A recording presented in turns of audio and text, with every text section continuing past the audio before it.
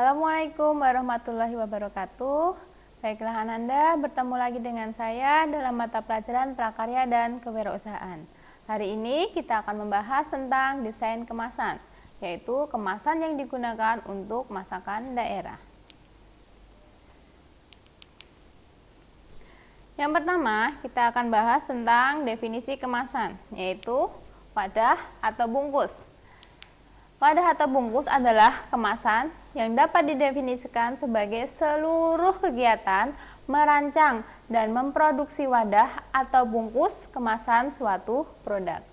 Selanjutnya, kemasan pada masa lampau biasanya dikemas dengan bahan yang tradisional atau kemasan yang tradisional, contohnya seperti kendil, daun pandan, daun pisang, mungkin juga bisa menggunakan janur atau dari daun buah kelapa. Ada juga yang menggunakan kelobot dari kulit jagung. Contohnya seperti pada gambar berikut ya. Ini kemasan tradisional yang menggunakan kelobot, tapi sudah dikombinasikan dengan plastik mika sebagai kemasan luarnya. Selanjutnya, kriteria dalam memilih wadah atau dalam memilih kemasan. Yang pertama, bahan kemasan tidak boleh bau. Karena kalau sampai bau, nanti bisa membuat masakan atau makanan yang dikemas rasanya berbeda. Yang kedua, bahan kemasan harus mudah didapat. Kenapa harus mudah didapat? Karena kalau semisal bahan kemasannya itu susah didapat, kalau kita mendapatkan orderan yang banyak, nanti bisa-bisa orderannya yang banyak itu tertunda karena bahan kemasannya yang sulit didapat. Yang ketiga, bahan kemasan harus memiliki daya tarik. Kenapa? Dengan memiliki daya tarik, kita hanya dengan melihat kemasannya saja sudah tahu dari isi dari kemasan makanan tersebut, terus rasa dari makanan yang ada dalam kemasan tersebut, juga dengan harganya, gitu ya. Selanjutnya, yang keempat, bahan kemasan mampu melindungi isi dari berbagai resiko seperti debu, paparan sinar matahari, terus juga ada cuaca, atau mungkin yang paling bahaya adalah bakteri atau kuman yang bisa membuat masakan atau makanan tersebut cepat basi. Yang terakhir, pada kemasan harus disertakan label yang memuat nama produk, tanggal produksi atau tanggal kadaluarsa, ada neto, merek dagang, izin perizinan perusahaan, dan masih banyak lagi. Contohnya seperti ini, pada kemasan emping melinjo. Ini walaupun dia desainnya sederhana, tetapi sudah menunjukkan rasa dari si emping melinjo ini berwarna hijau, berarti dia rasanya manis atau gurih. Ya, dengan sedikit gambar sudah tahu kalau ini makanan yang berbahan dari melinjo. Selanjutnya, kita bahas tentang label. Label merupakan suatu penanda objek.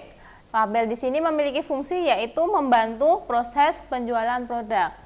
Fungsinya seperti apa? Kita bahas selanjutnya ya. Ini contoh label yang sederhana yang selalu ada di kemasan produk. Jadi ilustrasinya seperti itu ya. Nah, seperti ini. Seperti ininya untuk label.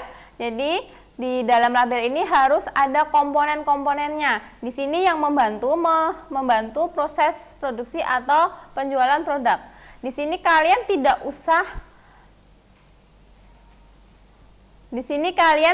usah menyediakan sales atau standby 24 jam untuk menjaga dagangan kalian atau menginformasikan ke calon konsumen tentang produk makanan kalian.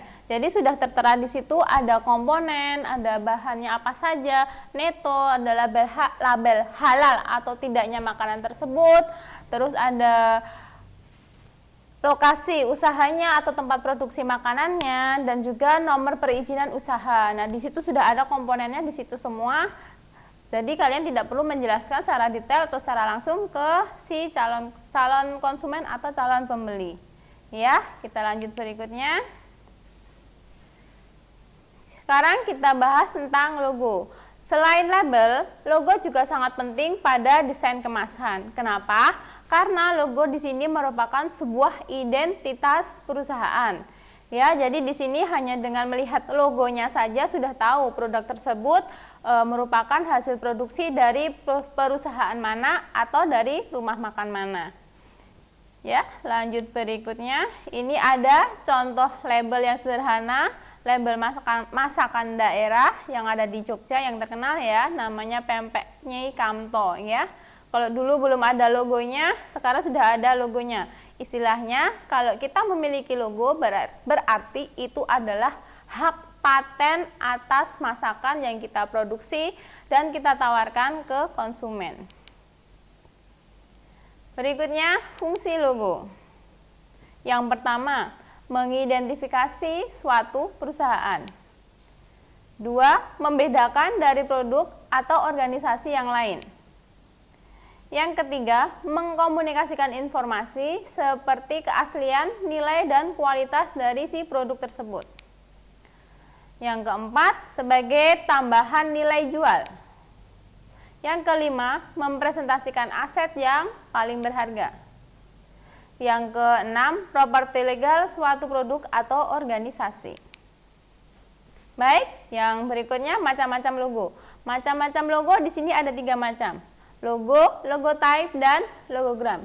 Kita bahas satu persatu ya. Yang pertama ada yang namanya logogram. Logogram di sini merupakan sebuah simbol. Simbol atau di sini hanya terdiri dari komponen gambar saja. Dari komponen gambar yang memberikan informasi tentang identitas perusahaan tersebut. Jadi untuk desain logogram di sini dia hanya terdiri dari unsur gambar, tidak ada tulisannya. Ya, itu untuk logogram. Kita lanjut berikutnya adalah logotype. Nah, logotype di sini kebalikannya dari si logogram.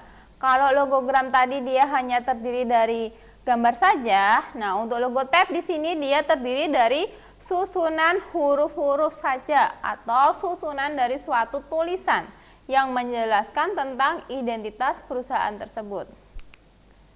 Yang ketiga ada logo. Logo di sini terdiri dari gambar dan tulisan. Contohnya seperti ini ya. Misalnya ada gambar sendok, garpu, dan piring. Itu sudah menunjukkan sebuah identitas kalau itu rumah makan atau usaha makanan. Lalu ada tulisan gado-gado milenial. Nah, itu adalah logotype-nya. Jadi logo penggabungan dari gambar dan tulisan. Selanjutnya kita bahas tentang tipografi. Apa itu tipografi? Tipografi di sini adalah penyusunan huruf atau tulisan yang digunakan untuk menyampaikan suatu pesan agar nyaman dibaca oleh si pembaca. Nah, tipografi di sini juga harus selalu ada pada komponen dari si desain kemasan. Kenapa?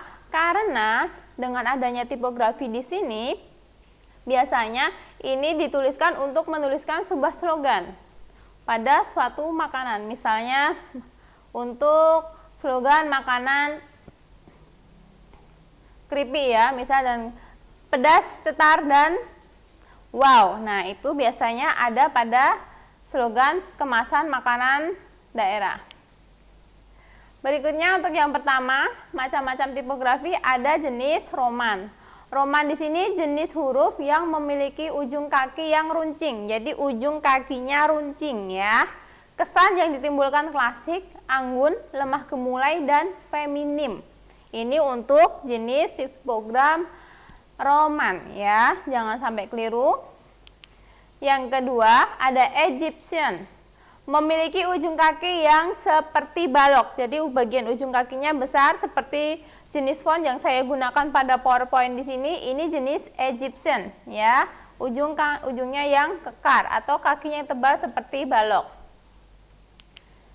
Selanjutnya jenis tipografi sans serif, yaitu jenis huruf yang dia tidak memiliki kaki. Kalau roman tadi ujung kakinya runcing. Kalau Egypt dia besar seperti balok. Kalau sans serif dia tidak memiliki kaki.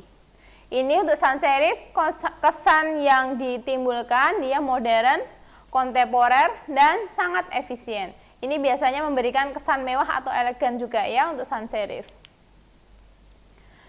Yang selanjutnya ada jenis huruf scribe, yaitu di sini hurufnya dia seperti tulisan tangan, jadi ada tebal tipisnya. Ada tebal tipisnya seperti kalau kita menulis menggunakan pena. Untuk scribe ini biasanya digunakan pada produk minuman Coca-Cola, kalau kalian sudah sering melihatnya. Terus ada pada Fanta, itu juga jenis huruf scribe. Selanjutnya yang terakhir tentang tipografi jenis miscellaneous, yaitu di sini jenis huruf yang merupakan pengembangan dari jenis-jenis huruf yang sudah ada. Terus biasanya di sini untuk miscellaneous di sini dia banyak hiasannya atau ornamen-ornamennya. Entah itu ornamennya berbentuk sulur-sulur daun atau mungkin motif batik. Nah, ini untuk jenis huruf miscellaneous ya. Kesan yang ditimbulkan dari huruf miscellaneous di sini adalah ornamental dan sangat dekoratif. Ini biasanya memberikan kesan ceria atau sering digunakan untuk produk-produk anak kecil ya. Contohnya untuk jenis huruf yang digunakan pada produk Kodomo atau sampo anak-anak. Ini menggunakan jenis miscellaneous. Oke, Ananda, itu materi dari Ibu. Cukup sekian dan terima kasih. Wassalamualaikum warahmatullahi wabarakatuh.